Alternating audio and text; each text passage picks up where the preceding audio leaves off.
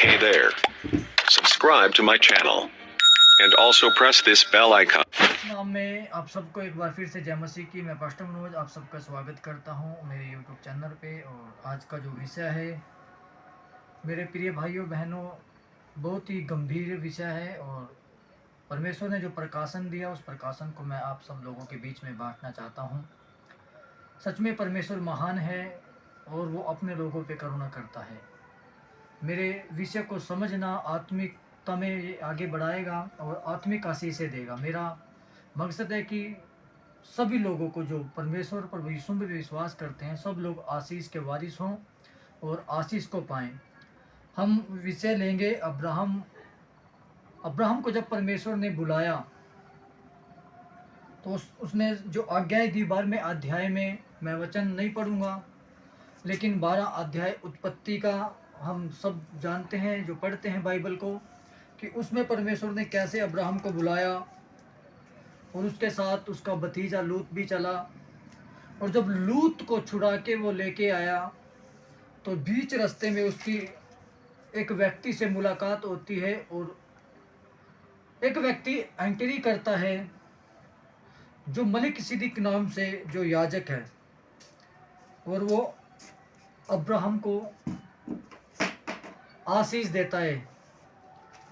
ये वचन हमें सिखाएगा कि परमेश्वर के बाद हमें परमेश्वर के लोगों की, परमेश्वर के दास की भी आवश्यकता है।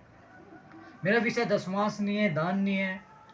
और मैं आपको बताऊं कि बहुत से लोग कहते हैं कि दशमांश देना या दान देना ये व्यवस्था के अंदर आता है, लेकिन मैं आपको बताऊं कि यहाँ पर कोई व्यवस्था नहीं बनी थी जब तक मूसा ने एंट्री नहीं की बाइबल के अंदर, क्योंकि परमेश्वर ने व्यवस्था मूसा को दी।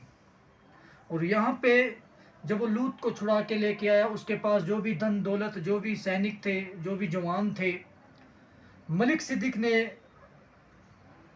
अब्राहम को क्या कहा, जब सालेम का राजा मलिकिसिदक जो परम प्रधान ईश्वर का याजक था रोटी और दाख मधु ले आया और उसने अब्राहम को यह आशीर्वाद दिया, परम प्रधान ईश्वर की ओर से जो आकाश और पृथ्वी का अधिकारी है, तू धन्य हो।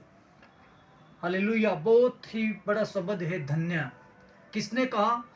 याजक ने, मलिकिसिदक याजक ने। ये कहाँ से आया, कहाँ से इसकी उत्पत्ति हुई? बाइबल इस बारे में कुछ नहीं कहती है, ना उसका पिता का जिक्र है ना माता का जिक्र है।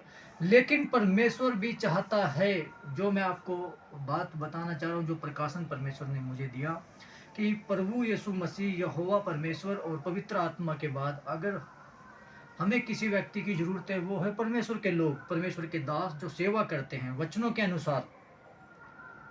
यहाँ पर अब्राहम ने दशमांश दिया और कहा कि ये ना हो कि मैं इसके कारण धन्य, मतलब कि मैं अमीर हो गया या मेरे पास ज़्यादा धन है।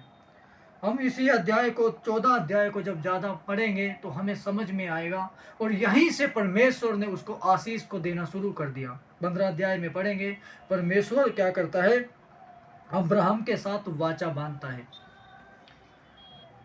हालेलुया।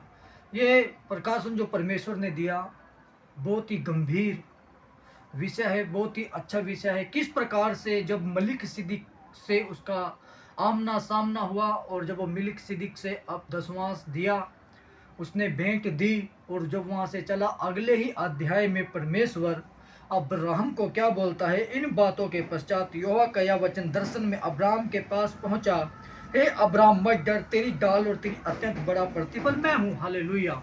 तो मेरे प्रियो, मेरे भाइयों बहनों, मेरा विषय दशमांश नहीं है और ना ही किसी पे दबाव है कि दशमांश। मेरा विषय है अब्राहम और मलिकिसिदक, क्योंकि परमेश्वर अब्राहम को आवाज़ लगाता था। 12 अध्याय में परमेश्वर ने अब्राहम को आवाज़ लगाई, उसको बुलाया, वो आया और लूत को भी साथ लेके आया, लूत को छुड़ा के भी लेके आया। जब वो लूत को छुड़ा के लेके आया तभी मलिकिसिदक और अब्राहम का आमना सामना होता है। और वो मलिकिसिदक को, जो परम प्रधान परमेश्वर का याजक था, उसको अपना वो जो लूट पाट का जो भी वो धन संपत्ति लेके आया, उसने उसको दिया और अगले ही अध्याय में परमेश्वर ने अब्राहम को आशीष दी। मेरा जो निष्कर्ष मैं आपको जो बताना चाह रहा हूँ कि परमेश्वर यहोवा के बाद, प्रभु यीशु मसीह के बाद, पवित्र आत्मा के बाद हमें भी इस ज़मीन पे परमेश्वर के उन लोगों की, उन दासों की ज़रूरत है जो हमें परमेश्वर की राह और परमेश्वर की बातें, और जिससे हमें आशीष मिलना शुरू हो जाए। तो प्रियो, परमेश्वर इन वचनों के द्वारा आप सबको आशीष दे। आइए हम दुआ में जाएंगे और परमेश्वर का धन्यवाद करेंगे। परमेश्वर यहोवा पिता, मैं धन्यवाद करता हूँ, सारी महिमा और आदर आपको देता हूँ। आज का वचन पिता हम सबके जीवन में कार्य, खासकर पिता सुनने वालों के जीवन में कार्य करे, और सच में पिता तेरी आशीषों के वारिस हम बन सके, और सच में तू कह सके कि तुम धन्य हो मेरे खुदा। आज के वचन के द्वारा सबको आशीष मिले, यीशु के नाम में आमीन। जय मसीह।